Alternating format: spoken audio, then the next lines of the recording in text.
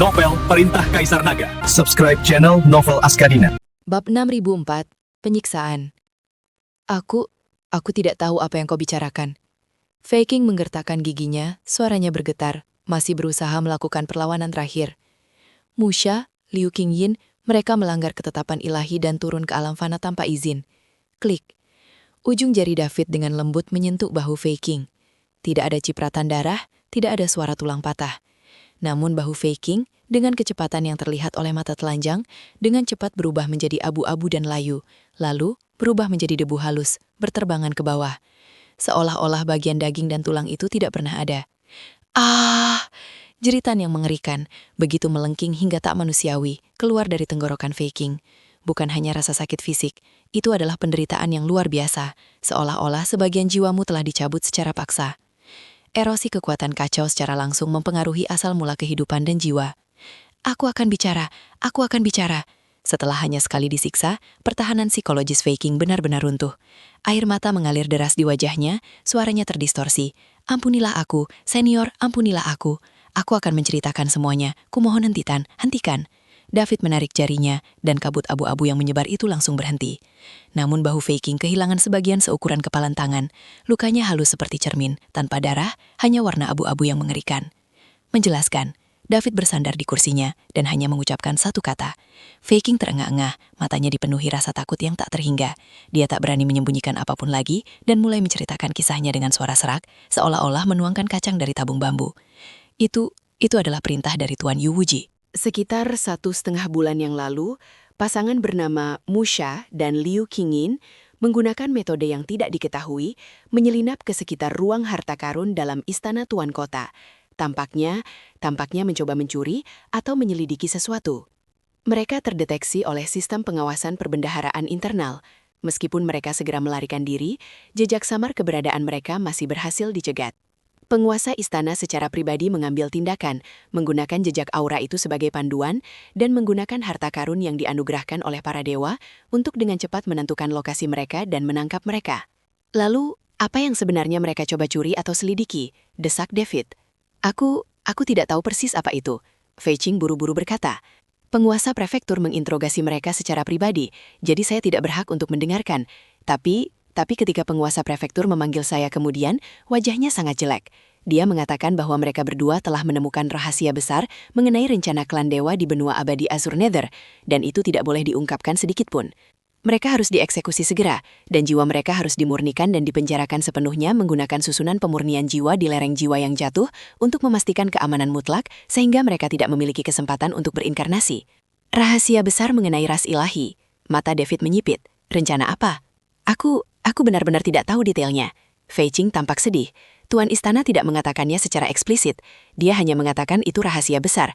Bahkan dia pun harus berhati-hati dan tidak berani menyelidiki lebih lanjut. Dia hanya perlu melaksanakan dekrit ilahi. Dia menugaskan saya untuk mengawasi pelaksanaannya, memastikan semuanya berjalan dengan bersih, dan bahwa kristal pemurnian jiwa disimpan dengan benar dan diperkuat secara teratur, menunggu kedatangan utusan ilahi untuk mengambilnya. Mengumpulkan? Untuk apa para dewa menginginkan kristal pemurnian jiwa ini? Lian Xing tak kuasa menahan diri untuk menyela, wajahnya memucat. Para dewa turun tangan secara langsung dan bahkan secara teratur mengumpulkan kristal pemurnian jiwa. Apa yang tersembunyi di balik itu membuat bulu kuduknya merinding. Aku juga tidak tahu. Aku hanya tahu bahwa ini adalah bagian dari ketetapan ilahi. Di berbagai bagian benua abadi Azure Nether, setiap kali penjahat kelas berat tertentu dieksekusi, susunan pemurnian jiwa biasanya diaktifkan untuk mengumpulkan kristal pemurnian jiwa, yang kemudian diserahkan secara serentak. Fei Qing berkata dengan gemetar. Kristal pemurnian jiwa Musha dan istrinya bernomor Jaksu 73 berada di ruang Xuanbing, bagian terdalam dari ruang penyimpanan rahasia istana dalam. Kristal itu disegel dengan pembatasan yang ditetapkan oleh kepala istana sendiri. Saya hanya memiliki wewenang untuk melihatnya dan memperkuatnya secara berkala, tetapi saya tidak dapat mengeluarkannya. David terdiam sejenak, mencerna informasi ini. Rencana ras ilahi, rahasia-rahasia terpenting, pengumpulan rutin kristal pemurnian jiwa. Semua ini memancarkan aura konspirasi dan pertumpahan darah yang kuat. Kemungkinan besar Tuan dan Nyonya Musha secara tidak sengaja menemukan inti dari konspirasi ini. Itulah sebabnya mereka mengalami nasib yang begitu mengerikan. Di mana Yu Wuji sekarang? Kapan utusan ilahi akan tiba? David terus bertanya. Tuan Tanah seharusnya sedang mengasingkan diri di Aula Wuji hari ini, entah untuk berlatih atau mengurus urusan tanah. Para utusan ilahi Datang pada waktu yang tidak dapat diprediksi, tetapi biasanya sekali setahun untuk mengumpulkan kristal pemurnian jiwa dan menyampaikan pengumuman ilahi yang baru. Terakhir kali saya datang adalah setengah tahun yang lalu, dan kali berikutnya mungkin beberapa bulan lagi. Fei Jing menjawab setiap pertanyaan, berharap penderitaannya tidak sebesar dulu. David berdiri dan mondar-mandir di ruang interogasi yang sempit.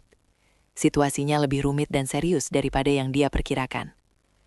Hal ini secara langsung melibatkan para dewa, dan Yu Uji kemungkinan mengetahui informasi rahasia yang lebih banyak. Senior, apa yang harus kita lakukan sekarang? Lianxing bertanya dengan cemas. Jika Fei Jing menghilang, Yu Uji akan segera mengetahuinya, dan kemudian? Dia cukup tahu. David melirik Fei Jing yang terkulai di kursinya, wajahnya pucat pasi, tanpa sedikit pun rasa iba di matanya. Adapun Yu Uji, karena dialah yang memberi perintah secara langsung dan kemungkinan besar mengetahui kebenarannya, maka dia akan menjadi target kita selanjutnya. Mendengar hal itu, Lianxing dan Mingli sama-sama terkejut. Mereka langsung menyerang Yu Uji, penguasa Istana Abadi Jiuk, seorang immortal tingkat 7 dengan latar belakang ilahi. Ini benar-benar menggemparkan. Tuan Chen, Yu Uji itu adalah immortal tingkat 7, dan Istana Immortal Jiuk penuh dengan para ahli. Kita sama sekali bukan tandingan baginya. Mingli memberi nasihat kepada David. Senior, saya rasa kita harus mempertimbangkan ini dengan cermat. Saran Lianxing kepada David. Yu Uji bukanlah seseorang yang bisa diserang begitu saja oleh sembarang orang. Jangan khawatir, aku tidak sebodoh itu untuk langsung bergegas ke Istana Dewa Jiuk dan menyerang Yu Uji. David tersenyum tipis. Lianxing, aku ingat kau pernah menyebutkan bahwa Yu Uji memiliki seorang putri, kan? Ya, namanya Yuranran. Dia berada di tingkat kelima alam abadi atas dan merupakan wanita berbakat terkenal di seluruh kota abadi Jiok. Yu Uji selalu bangga pada putrinya. Lianxing mengangguk dan berkata, Bab 6005, Pencarian Jiwa. Kalau begitu, aku akan mulai dengan putrinya. David tersenyum licik. Senior, Yuranran hampir tidak pernah meninggalkan rumah besar ini, dan dia tentu tidak akan membiarkan orang asing mendekatinya.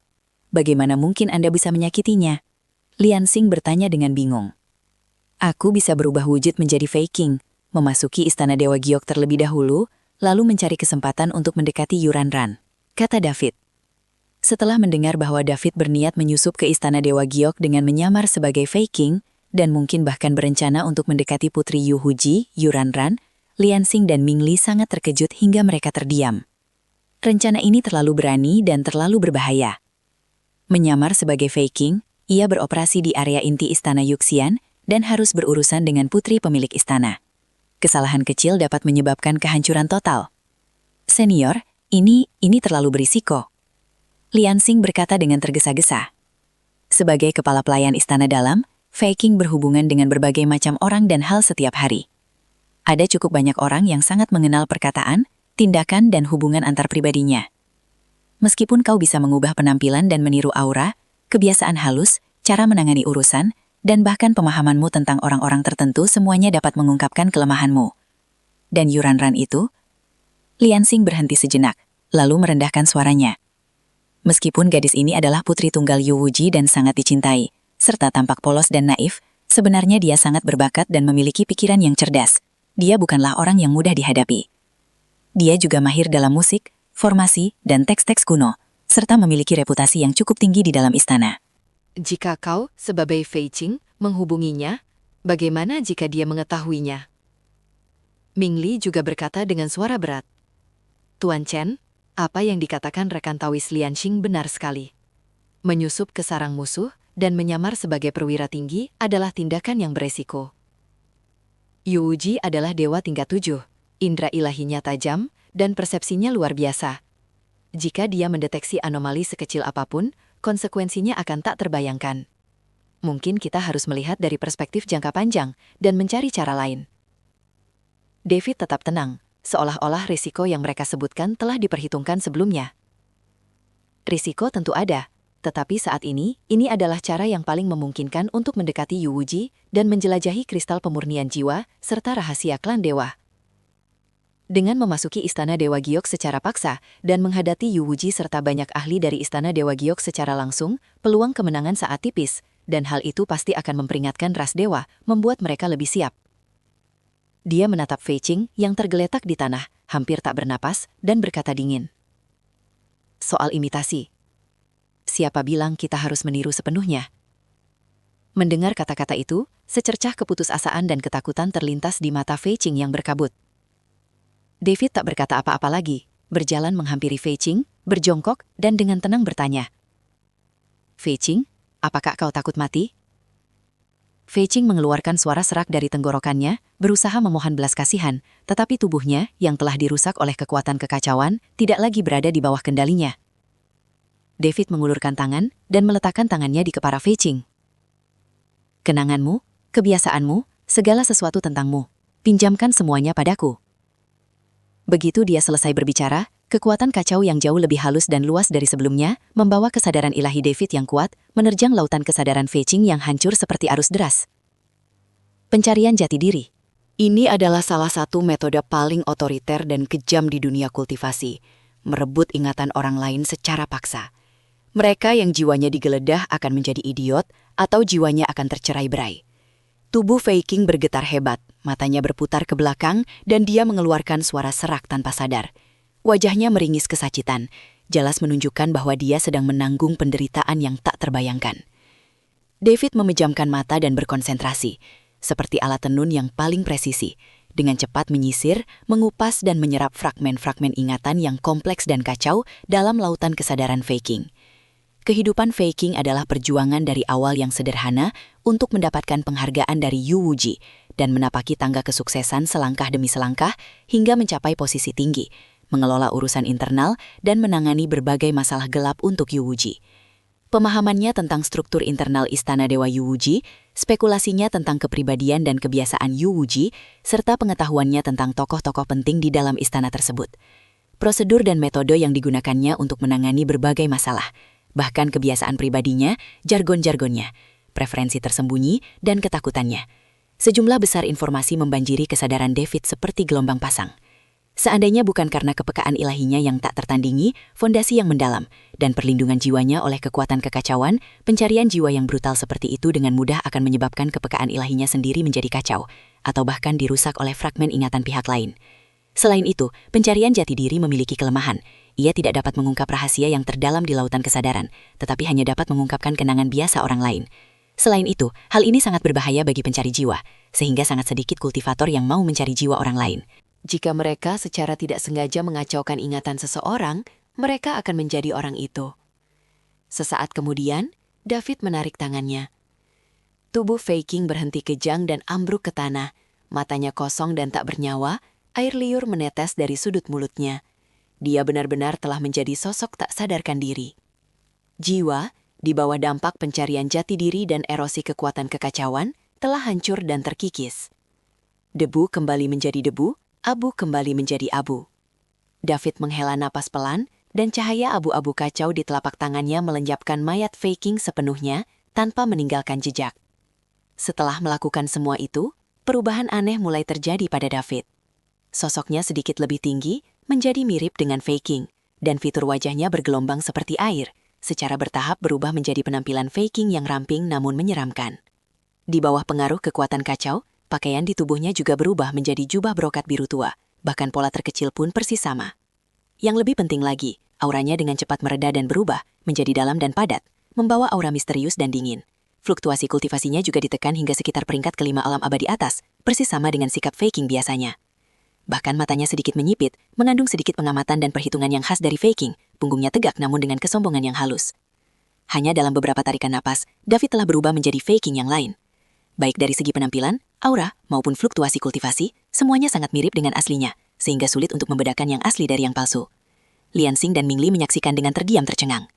Mengubah penampilan dan mensimulasikan aura bukanlah hal sulit bagi kultivator tingkat tinggi, tetapi meniru pesona, temperamen, dan bahkan detail kultivasi seseorang dengan sangat realistis dalam waktu sesingkat itu sungguh belum pernah terjadi sebelumnya. Ini bukan hanya bukti kecanggihan sihir, tetapi juga manifestasi dari penguasaan tertinggi atas kekuatan diri sendiri dan jalan perubahan.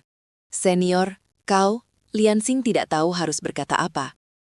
Aku memiliki pemahaman umum tentang ingatan faking. Meskipun aku tidak dapat mereplikasikannya 100%, itu seharusnya cukup untuk interaksi sehari-hari dan hal-hal rutin. David berbicara. Suaranya kini meniru nada faking yang sedikit serak dan muram. Mingli, pergi dan bawa kedua penjaga itu kemari. Mingli mengangguk dan pergi untuk memimpin kedua penjaga itu pergi. Alasan David tidak membiarkan Mingli membunuh dua pengawal faking adalah untuk menunggu momen ini. Jika dia hanya berubah wujud menjadi faking, beberapa orang mungkin akan ragu. Tetapi dengan dua pengawal di sisinya, tidak ada yang akan berpikir dua kali. Bab 6006, Putri Sulung dari Istana Abadi Giok. Mingli dengan cepat membawa dua pengawal berpakaian hitam yang sudah dekat. Keduanya masih dalam keadaan tidak sadar. Mereka telah mengikuti faking selama bertahun-tahun dan merupakan kaki tangannya yang terpercaya. Mereka paling mengenal faking. Mingli, dengan menggunakan mantra pengendalian pikiran dunia bawah milikmu bersamaan dengan pembatasan kekacauan milikku, dapatkah kau mengendalikan mereka untuk sementara waktu, membuat mereka patuh kepadaku selama jangka waktu tertentu, dan mencegah mereka secara aktif mengungkapkan anomali apapun? Kilatan cahaya muncul di mata Mingli. Dia melangkah maju dan dengan hati-hati memeriksa kondisi kedua penjaga itu. Dia merenung dan berkata, jiwa mereka terluka oleh benang jiwaku, membuat mereka lemah sejak awal. Terlebih lagi, mereka disegel oleh kekuatan kekacauanmu, Guru. Jika kita menggunakan mantra pengendalian pikiran dunia bawah untuk menembus jauh ke dalam inti jiwa mereka dan menanamkan pembatasan, lalu melengkapinya dengan kekuatan kacau Anda untuk menyegel ingatan-ingatan penting dan kesadaran pemberontak, seharusnya memungkinkan untuk mengendalikan mereka agar mematuhi perintah untuk jangka waktu singkat. Namun, metode ini tidak dapat bertahan lama. Dan begitu mereka menghadapi rangsangan atau teror yang sangat kuat, yang jauh melebihi batas toleransi mereka, pembatasan tersebut dapat dilonggarkan atau bahkan menjadi bumerang. Cukup untuk sekarang. David mengangguk. Kita tidak perlu mereka patuh kepada kita sepanjang waktu. Kita hanya perlu mereka bekerja sama denganku ketika aku kembali ke Istana Dewa Giok dan menghadapi pertanyaan serta perhatian awal yang mungkin kita temui. Begitu aku memasuki istana bagian dalam, aku akan menemukan kesempatan untuk mengusir mereka atau menyingkirkan mereka dengan cara yang masuk akal. Mingli tak berkata apa-apa lagi dan langsung mulai mengucapkan mantra. Dia membentuk segel tangan yang rumit dan aneh dengan tangannya, melantunkan mantra hantu yang samar.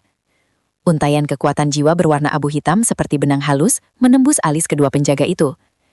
Pada saat yang sama, David menjentikan jarinya dan menembakkan dua sinar abu-abu kacau yang sangat halus yang memasuki dantian dan terhubung dengan segel kekacauan di tubuhnya, membentuk pengamanan ganda.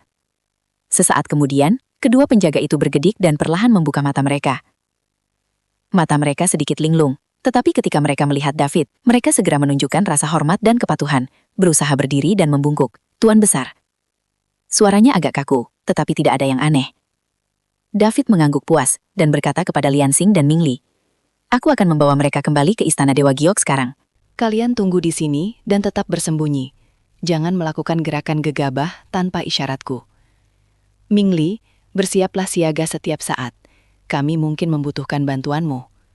Ya, jawab keduanya dengan sungguh-sungguh. David menyesuaikan ekspresi dan posturnya, mengingat gaya berjalan dan sikap fetching yang biasa, lalu berkata kepada kedua penjaga, mari kita kembali ke rumah besar. Setelah mengatakan itu, dia keluar lebih dulu. Dua penjaga mengikutinya dengan diam-diam, seperti dua bayangan yang tak bersuara. Sambil menyaksikan ketiga sosok itu menghilang ke lorong rahasia, Lian Xing dan Mingli saling bertukar pandang. Keduanya melihat keterkejutan dan kekhawatiran yang mendalam di mata masing-masing. Senior Mingli, bisakah Senior Chen berhasil? Tanya Lian Xing pelan. Setelah terdiam cukup lama, Mingli perlahan berkata, tindakan Tuan Chen mungkin tampak berisiko, tetapi sebenarnya beliau bertindak dengan hati-hati dan penuh perhitungan. Karena dia berani pergi, dia pasti punya kepercayaan diri. Mari kita tunggu kabar baik. Di saat yang sama, kita juga harus bersiap untuk kemungkinan terburuk dan membuat rencana cadangan. Di sisi barat rumah besar Yuxian, di bawah tanaman rambat tua yang tersembunyi di dasar tembok, David muncul diam-diam bersama dua pengawal. Dia mengikuti metode yang sama, membuka pintu masuk gua yang tersembunyi, dan mereka bertiga dengan cepat masuk. Setelah itu pintu masuk dipulihkan. Mereka tidak bisa masuk secara terang-terangan melalui gerbang utama karena tidak ada catatan masuk dan keluar fetching. Jika David memimpin orang masuk melalui gerbang utama saat ini, para penjaga akan curiga. Saat kembali menyusuri lorong bawah tanah, David sengaja memperlambat langkahnya, dengan cepat mengorganisir dan mencerna informasi kompleks yang telah ia kumpulkan dari ingatan Fei Qing. Secara khusus, rincian mengenai susunan personel di Istana Dewa Giok saat ini, kemungkinan lokasi Yu Wuji, dan cara menghadapi berbagai orang yang ditemui. Ketika mereka bertiga keluar dari lubang di taman terbengkalai dekat Jalan Tingsong, David telah sepenuhnya menghayati peran Fei Qing. Wajahnya menunjukkan kesuraman dan kelelahan seperti biasanya saat ia memberi instruksi kepada kedua penjaga, jaga kerahasiaan tentang apa yang terjadi hari ini. Setelah kembali ke pavilion Qingxin, kalian berdua pergi dan sembuhkan luka kalian serta beristirahatlah. Jangan menunjukkan diri kecuali aku memanggil kalian. Ya, Kepala Pramugara. Kedua penjaga itu merespon secara mekanis. Ketiganya berhenti bersembunyi dan berjalan terang-terangan menuju pavilion Qingxin di area inti istana bagian dalam. Pavilion Qingxin adalah kantor dan kediaman harian Fei Qing, terletak di bagian timur istana bagian dalam, dengan lingkungan yang tenang dan keamanan yang ketat. Di sepanjang perjalanan, mereka memang bertemu dengan beberapa penjaga yang sedang berpatroli dan para pelayan istana. Saat melihat Fei Qing, semua orang membungkuk dengan hormat dan memanggilnya pelayan agung. David hanya mengangguk sedikit tanpa ekspresi, sesekali menjawab atau memberi instruksi dengan nada khas Fei Qing yang sedikit bercampur dengan ketidaksabaran, tanpa menunjukkan satupun kesalahan. Para penjaga dan diakin tidak memperhatikan sesuatu yang tidak biasa. Namun, tepat ketika mereka melewati sebuah taman yang dipenuhi bunga dan tanaman eksotis yang syarat dengan energi spiritual dan hendak mencapai pavilion Qingxin, sebuah suara jernih dan merdu, seperti suara burung bulbul, namun sedikit berubah-ubah, tiba-tiba datang dari samping. "Paman Fei, Paman kemana saja? Aku mencarimu." David terdiam sejenak, sebuah pikiran terlintas di benaknya. Menurut ingatan Fei Qing, pemilik suara itu tak lain adalah putri tunggal Yu Wuji, Yu Ranran, putri sulung dari kediaman Yu Xianran. Dia berbalik dan melihat ke arah suara itu. Seorang wanita muda yang sangat cantik berjalan dengan anggun di sepanjang jalan yang dipenuhi bunga. Ia tampak berusia sekitar 16 tahun, mengenakan gaun peri berwarna kuning pucat dengan pola awan perak halus yang disulam di bagian bawahnya, yang berkilauan terkena cahaya saat ia melangkah dengan anggun seperti bunga teratai. Rambut hitam panjangnya ditata menjadi sanggul peri yang anggun dan mengembang, dihiasi dengan jepit rambut giok yang halus, anting-anting mutiara, dan lonceng emas di pergelangan tangannya. Kulitnya seputih salju, parasnya seindah lukisan, dan matanya yang jernih dan cerah memancarkan pesona yang memikat. Aura kultivasinya murni dan kokoh, benar-benar mencapai peringkat kelima alam abadi atas. Saat itu, dia sedikit cemberut, dengan sedikit rasa tidak puas dan genit, lalu berjalan cepat menuju David. Dua pelayan wanita yang penuh hormat mengikuti di belakangnya, dengan kepala tertunduk. Wanita ini tak lain adalah Yu Ranran. Dalam ingatan Fei Qing, gadis muda ini sangat berbakat dan sangat dicintai oleh Yu Wuji. Ia tampak lincah dan manja, tetapi sebenarnya ia cerdas dan sensitif, serta memiliki minat dan penguasaan yang luar biasa terhadap kitab-kitab kuno dan ilmu-ilmu esoteris. Ia memiliki hubungan yang cukup dekat dengan Fei Qing, pelayan yang telah mengawasinya sejak kecil. Ia sering bertanya kepadanya tentang buku-buku kuno atau formasi, dan Fei Qing selalu berusaha sebaik mungkin untuk menjawabnya, atau membantunya menemukan jawaban demi menyenangkan Yu Wuji. "Salam, Nona." David sedikit membungkuk, memberikan senyum yang dipaksakan. Pelayan tua ini hanya sedang mengurus urusan resmi yang sepele, dan saya mohon maaf telah membuat Anda menunggu, Nona. Bolehkah saya bertanya, ada urusan apa Nona dengan saya? Bab 6007. Kecurigaan muncul. Yu Ranran berjalan mendekat, menatap David dari atas ke bawah dan sedikit mengerutkan kening. "Paman Fei, Paman sepertinya kurang sehat hari ini. Apakah Paman terlalu sibuk dengan urusan di rumah besar akhir-akhir ini dan merasa lelah?" Dia memang orang yang jeli, dan dia menyadari ada sesuatu yang janggal dalam kelelahan David yang sengaja dipertahankan, namun jelas tidak biasa. David merasakan sedikit rasa dingin di hatinya, tetapi wajahnya tetap tanpa ekspresi. Dia menghela napas dan berkata, "Terima kasih atas perhatian Anda, Nona. Memang ada beberapa masalah rumit di istana akhir-akhir ini, dan penguasa kota telah memerintahkan kami untuk memperkuat pertahanan. Pelayan tua ini tidak berani bermalas-malasan, tetapi mungkin saya merasa sedikit lelah. Bolehkah saya bertanya instruksi apa yang Anda miliki, Nona?" Yu Ranran tampaknya menerima penjelasan ini dan mengalihkan perhatiannya ke masalah yang ia pedulikan. Dia melambaikan tangannya yang ramping, memberi isyarat kepada kedua penjaga dan pelayan untuk mundur, lalu melangkah lebih dekat, merendahkan suaranya, dan berkata dengan campuran kegembiraan dan kegelisahan, "Paman Fei, beberapa hari yang lalu saya diam-diam, meminjam sepotong teks kuno dari ruang kerja ayah saya. Konon katanya berasal dari reruntuhan suci dan mencatat beberapa teknik rahasia tentang resonansi antara kekuatan surgawi dan poros roh urat bumi. Ada sebuah bagian di dalamnya yang sangat sulit dipahami. Saya sudah mempelajarinya selama 2 hari, tetapi saya masih belum mengerti. Anda sangat berpengetahuan, bisakah Anda memeriksanya?" Sambil berbicara, dia mengeluarkan selembar kertas giok kuno dari gelang penyimpanannya dan menyerahkannya kepada David. David mengambil gulungan giok itu dan menyelidikinya dengan indera ilahinya. Itu memang sebuah kitab suci yang sangat kuno, ditulis dalam semacam aksara ilahi kuno yang hampir punah. Isinya mencakup interaksi kompleks dan metode daya tarik antara pergerakan bintang, urat bumi, dan pasang surut energi spiritual. Itu memang sangat mendalam dan sulit dipahami. Dengan pengetahuan dan pemahaman David yang telah terakumulasi tentang formasi, memahami hal ini bukanlah tugas yang sulit. Namun, David saat ini menyamar sebagai Fei Qing, dan berdasarkan pemahaman David tentang ingatan Fei Qing, dia mungkin tidak mengenalnya dengan baik. Selain itu, dalam ingatan Fei Qing, ketika menghadapi situasi ini, dia biasanya akan terlebih dahulu menghibur Yuranran, kemudian mengatakan bahwa dia membutuhkan waktu untuk berkonsultasi dengan teks-teks klasik atau bertanya kepada teman-teman yang ahli, dan kemudian memberikan jawaban. Hal ini akan menunjukkan dedikasinya sekaligus memberinya waktu, sehingga ia dapat menghindari kesan tidak percaya diri di hadapan wanita muda tersebut. David bersiap untuk mengikuti contoh Fei Qing dan meniru reaksinya. Namun, Yuranran menatap matanya dengan saksama dan tiba-tiba bertanya, "Paman Fei, apakah menurutmu ungkapan bola langit membimbing bintang-bintang, gerbang bumi membuka dan menutup ada hubungannya dengan bintang-bintang bergeser dan rasi bintang berputar, titik akupuntur terhubung ke tempat-tempat tersembunyi yang disebutkan dalam catatan rahasia poros spiritual?" Saya selalu merasa bahwa ini mengandung metode pemurnian tubuh yang hilang, yaitu menarik bintang ke dalam tubuh dan menempat titik akupuntur, bukan sekedar susunan atau teknik feng shui sederhana. Ini adalah pertanyaan yang sangat profesional dan mendalam, yang secara langsung menyentuh inti dari kitab suci tersebut. Berdasarkan perilaku Fei Qing di masa lalu, kemungkinan besar dia akan terlebih dahulu mengakui kecerdasan Yuranran, kemudian dengan hati-hati menyatakan bahwa dugaan itu menarik dan perlu diverifikasi lebih lanjut, daripada langsung memberikan kesimpulan positif atau negatif, karena dia benar-benar tidak berani memastikan. Mengikuti pola ingatan Fei Qing, David merenung dan berkata, "Nona itu cerdas, dan idenya cukup tajam. Kitab suci ini memang luar biasa, dan hamba tua ini tidak dapat sepenuhnya memahaminya dalam waktu singkat.